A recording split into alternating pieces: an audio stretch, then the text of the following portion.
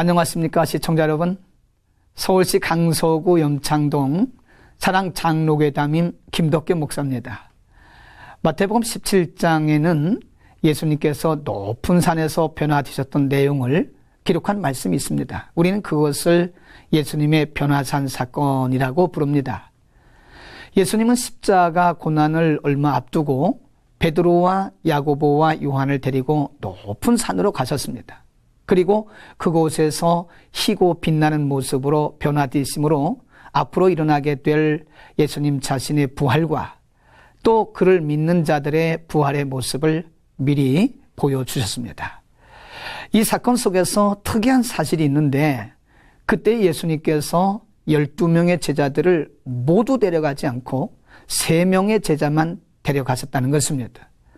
마태복음 17장뿐만 아니라 마가복음 5장에 기록된 말씀에서 회당장 야이로의 딸을 살리러 가실 때도 예수님은 베드로와 야고보와 요한만 데리고 가셨습니다. 이유가 무엇일까요? 언뜻 생각하면 이해가 잘 가지 않는 일입니다. 잘못 생각하면 예수님께서 편애하신 것처럼 보일 수도 있습니다. 그러나 이것은 편애도 아니었고 무작정 행한 무의미한 일도 아니었습니다. 이들이 최후까지 남아서 그리스도의 증인이 될 것을 미리 준비시킨 것이었습니다. 실제로 베드로와 야고보는 복음을 위해서 순교하였고, 요한은 최후까지 남아서 그리스도의 증인이 되었습니다. 이것은 우리에게 무엇을 말씀해 줄까요? 첫째로 하나님의 하시는 일에는 그 어떤 것도 무의미한 것이 없다는 사실을 가르쳐 줍니다.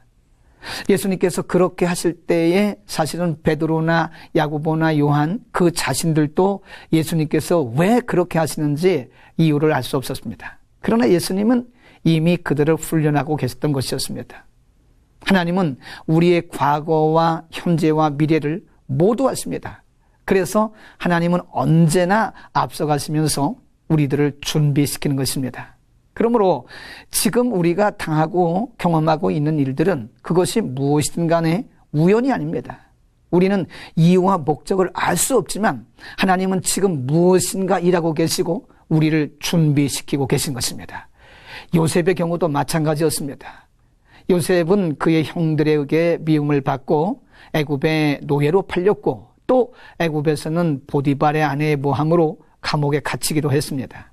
어찌 보면 개인적으로 참으로 불행한 사건들입니다. 그러나 그 사건 하나하나는 요셉을 애굽의 총리로 세우고 결국에는 그의 백성들을 구원하시기 위한 하나님의 목적이 있는 사건들이었습니다. 그러므로 신령한 삶이란 날마다 우리가 무슨 일을 만날지라도 그것이 마음에 들든지 마음에 들지 않든지, 우리에게 유익이 되든지 유익이 되지 않든지 우리는 묵묵히 성실하게 최선을 다하는 것입니다. 바로 그것이 하나님의 일을 이뤄나가는 것입니다. 반드시 내 마음에 들고 내가 이해할 수 있는 일만이 하나님의 일이고 그것만이 하나님의 뜻은 아닙니다. 때로 하나님이 하시는 일을 우리가 잘 알 수가 없습니다. 그러나 언제나 실수 없이 일하시는 그 신실하신 하나님을 믿고 의지하고 성실하게 살아야 합니다. 하나님을 믿고 신뢰하는 우리들은 우선 당장 이해가 가지 않고 지금 의미 없이 보인다고 해서 함부로 불평하거나 함부로 불신앙적으로 말해서는 안 됩니다. 둘째로 우리의 믿음이나 은사나 재능이 다른 사람들보다 더하다고 해서 자랑하거나 교만해서는 안 됩니다.